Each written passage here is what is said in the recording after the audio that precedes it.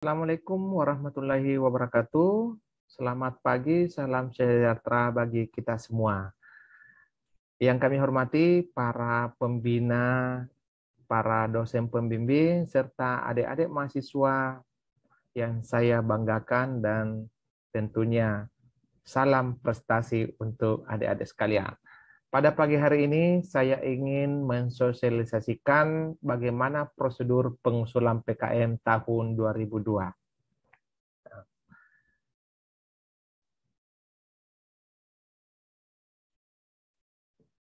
Nah, untuk pengusulan PKM tahun 2002 ya, ada sedikit perubahan karena sekarang kita sudah terpisah dengan universitas. Sekarang kita bergabung sebagai program kreativitas mahasiswa khusus untuk pendidikan vokasi. Nah, bagaimana adik-adik agar bisa mengikuti program PKM tahun 2002 ini saya akan jelaskan tahapan untuk memperoleh akun atau tahapan bagaimana Anda mengajukan proposal. Nah, saat ini ada 8 bidang PKM yang bisa adik-adik ikuti ya untuk mengajukan proposal. Apakah PKM RE, PKM RSH, PKMK, PKM PM, PKM PI, PMKC, PKM KI, dan PKM VGK. Nah, untuk mendapatkan akun ya sebagai tempat untuk pengajuan proposal secara online, ada beberapa tahapan yang harus adik-adik ikuti. Nah, yang pertama, operator perguruan tinggi ya untuk di Politeknik Pangkep, contohnya adalah saya akan mendaftarkan usulan dari setiap kelompok mahasiswa.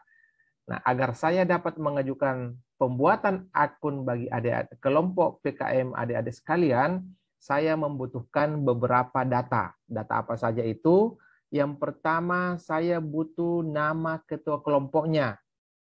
Ya, nama dengan NIM-nya, ya, nomor induk mahasiswa. Yang kedua, untuk mendapatkan akun, saya perlu judulnya. Jadi, adik-adik ketika meminta akun kepada operator perguruan tinggi, yang pertama sekali lagi kirim namanya, nomor induk mahasiswa, yang ketiga judul PKM-nya apa, kemudian jenis PKM apa yang akan diajukan, dan siapa dosen pendampingnya.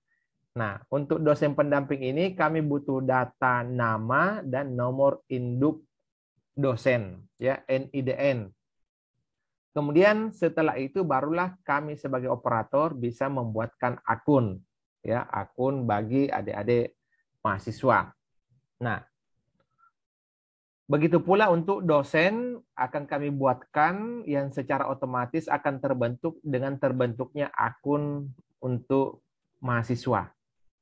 Tahapan berikutnya ya, ketika adik-adik mahasiswa sudah mendapatkan akun, user dan password dari kami sebagai operator, maka mahasiswa harus mengisi atau mengentry bagian kelengkapan usulan proposal pada aplikasi SIM Belmawa.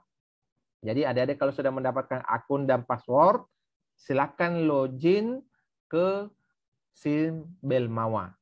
Nah, apa yang ada di dalam? Mengentry berbagai kelengkapan data diri, kemudian proposal, dan dokumen-dokumen lain yang dibutuhkan.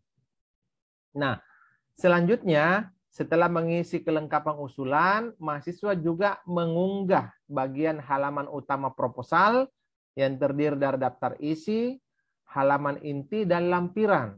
Jadi ingat ya, yang diunggah itu hanya bagian utama proposal, daftar isi, halaman inti, dan lampiran. Halaman inti ini berisi pendahuluan sampai dengan daftar pustaka, yaitu yang diunggah di dokumen proposal. Kemudian setelah mengunggah, ya adik-adik menyelesaikan seluruh dokumen yang harus diunggah, yang harus diisi di dalam SIM Belmawa, selanjutnya sampaikan atau komunikasikan ke dosen pembimbingnya masing-masing. Tugasnya dosen adalah dia melakukan validasi pada halaman utama proposal. Jadi ketika adik-adik sudah menyelesaikan tugasnya pada aplikasi SIM Belmawa ini, sampaikan ke dosennya agar melakukan validasi. Dia akan memeriksa proposal adik-adik sekalian, kelompoknya masing-masing. Nah, jika sudah sesuai, maka dosen akan memberikan validasi. Ya, jadi proposal tidak akan terkirim ke dikti kalau belum divalidasi oleh dosen pendamping.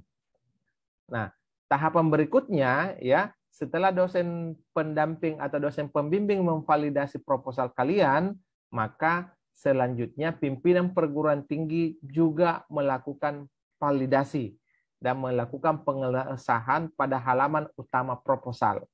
Jadi ada 4 orang yang terlibat agar proposal itu bisa terkirim ke Jakarta, ke dikti ya. Yang pertama, operator membuat akun mahasiswa. Nah, untuk bisa membuat akun, sekali lagi saya ulangi, dibutuhkan judul, nama ketua tim, nomor induk mahasiswa, kemudian nama dosen pendamping, nomor NIDN dari dosen pendamping, dan juga judul proposalnya. Kemudian setelah mahasiswa mendapatkan akun, mahasiswa melengkapi atau mengentri data bagian kelengkapan usulan proposal. Kemudian mengunggah proposal halaman utama dari proposalnya. Setelah itu mengkonfirmasi kepada dosen pendamping agar dosen pendamping melalui aplikasi Simbel Mawa juga melakukan validasi secara online. Nah, setelah dosen pendamping memvalidasi, memverifikasi dan memvalidasi, selanjutnya pimpinan perguruan tinggi melakukan hal yang sama, memverifikasi dan memvalidasi halaman pengesahan utama dari proposal. Itu adalah tahapan bagaimana proposal ini bisa kita kirim, bisa kita ajukan sebagai usulan dari perguruan tinggi. Nah, sampai di sini untuk penjelasan teori, kita akan masuk bagaimana penerapannya. Kita langsung praktek ya. Nah, anggaplah adik-adik sudah memiliki akun ya. Saya sudah memiliki akun. Nah, adik-adik sekalian itu masuk ke ini ya. Jadi masukkan, bisa misalnya anggaplah masih kosong ya, tulis masuk ke Simbel Mawa. Nah, ini sudah muncul Simbel Mawa ya. simbelmawa.kemendikbud.go.id, login, tinggal enter. Nah, akan muncul halaman login. Nah, halaman login ini harusnya kosong ya. Ini kosong. Nah, jika sudah mendapatkan akun ya, jika adik-adik sudah mendapatkan akun, maka silahkan dicantumkan. Ya, misalnya ini anggaplah sudah mendapatkan akun, kita coba ya, akun yang saya sudah buat. Ini anggaplah akunnya. Nah, kita tulis ya, copy paste di sini. Nah, kemudian copy paste juga password yang sudah diberikan. Ya. Ini. Jika sudah ada user dan passwordnya, kemudian jumlahkan kode angka yang muncul, ya. Kemudian login. Nah, ini berarti adik-adik sudah masuk di akunnya masing-masing. Nah, kebetulan nama pemilik akun ini adalah Sumiati, nomor induk mahasiswa, program studinya, institusinya, dan angkatannya. Ini contoh ya, contoh saja.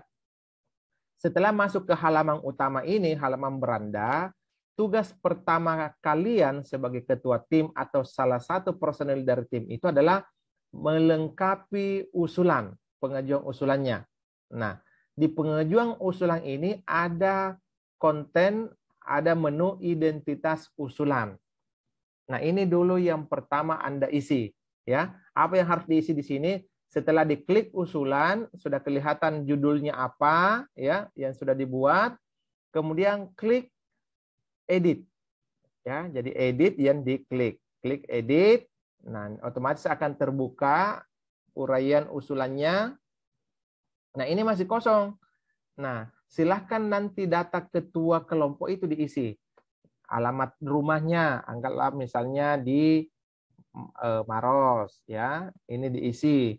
Nomor HP-nya ini harus diisi 085312 ya, anggaplah ya nomor HP. Kemudian kalau ada nomor telepon rumah silakan dicantumkan, kalau tidak ada boleh dikosongkan. Kemudian isi alamat emailnya misalnya ya. Kita isi. Jadi alamat, nomor HP ini sebaiknya lengkap ya. Anggaplah misalnya Jalan Jenderal Sudirman ya.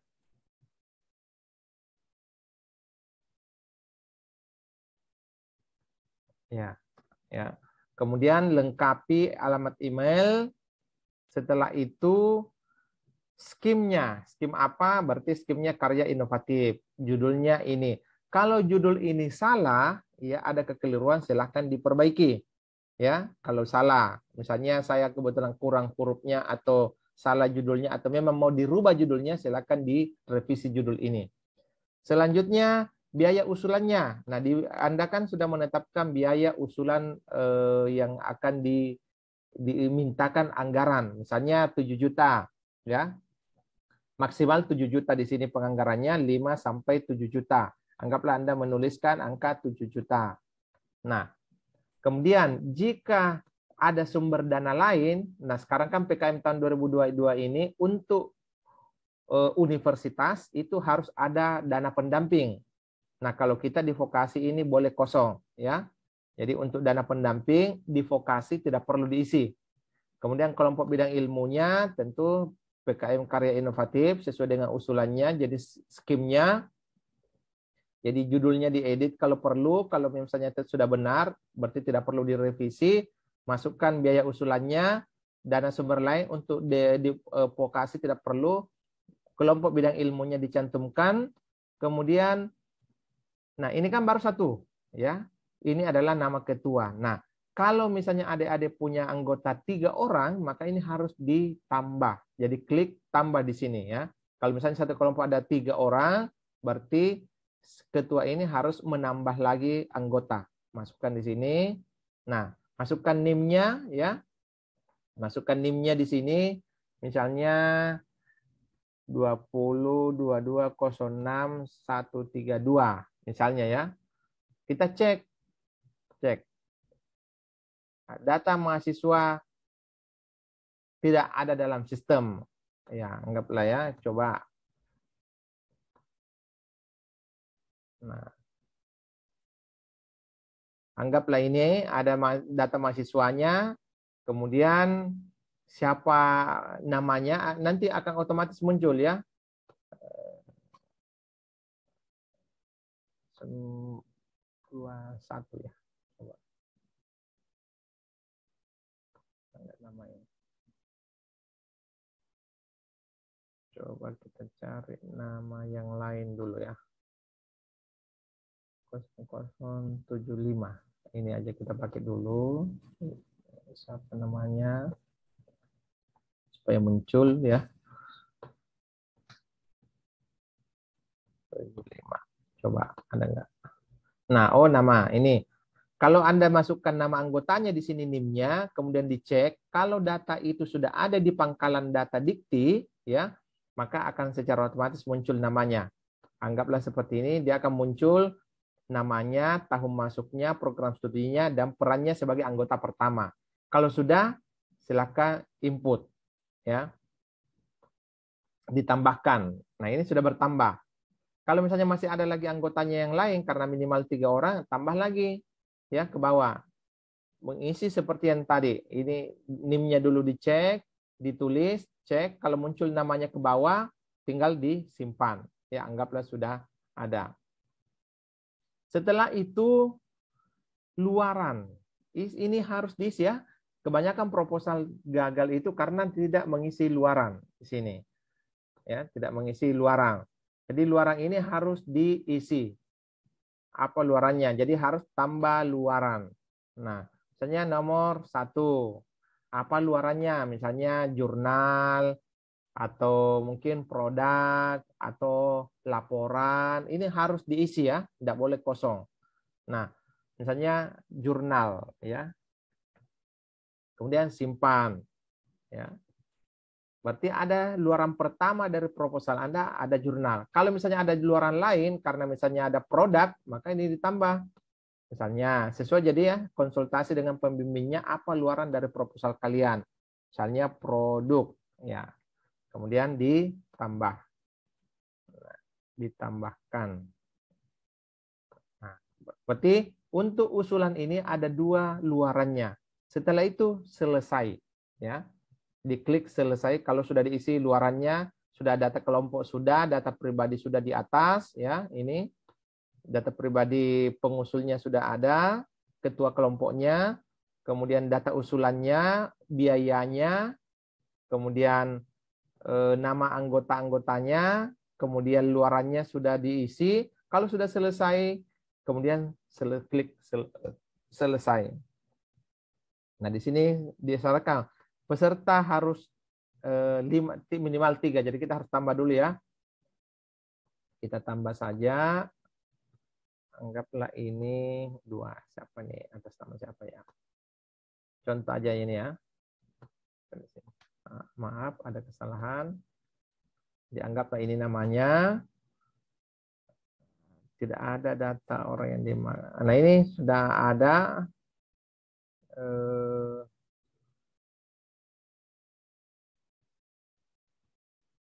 Coba kita cek ada nggak orangnya. Oh ya, ini ada triposi. Anggaplah ini orang yang ketiga ya. Kita sudah isi karena minimal 3 orang supaya bisa kita lanjutkan. Jadi sudah ada 3 ya. Jadi ini ketua kelompok, anggotanya ada 2. Nah ini juga kalau misalnya ada kesalahan boleh dihapus. Misalnya oh ternyata salah nama, salah orang, kita bisa hapus ganti dengan anggota yang lain.